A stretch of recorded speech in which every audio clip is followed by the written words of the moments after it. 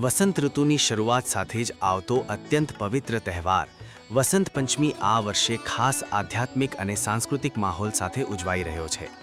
આ પવિત્ર અવસરે શ્રી બ્રહ્માસ્ત્ર વિદ્યા સંસ્થાન દ્વારા આગામી 23 જાન્યુઆરીના રોજ ડોંગરીજી ધામ ઇટોલા આશ્રમ વડોદરા ખાતે વિશેષ સરસ્વતી બીજ મંત્ર સાધના દીક્ષાનું આયોજન કરવામાં આવશે।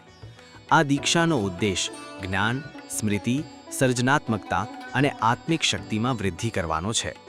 દીક્ષા દરમિયાન દેવી સરસ્વતીના બીજ મંત્રનો જાપ જ્ઞાન, સંગીત, કળા અને અભ્યાસ ક્ષેત્રમાં પ્રગતિ, વાણીમાં મધુરતા અને આત્મવિશ્વાસ સાથે એકાગ્રતા અને સ્મૃતિ શક્તિમાં વધારો જેવા આધ્યાત્મિક લાભો પ્રાપ્ત થશે।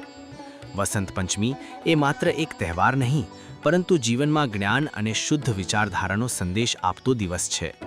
આ દિવસે કરેલી સાધના વ્યક્તિના બૌદ્ધિક અને આધ્યાત્મિક વિકાસમાં મહત્વની ભૂમિકા ભજવે છે।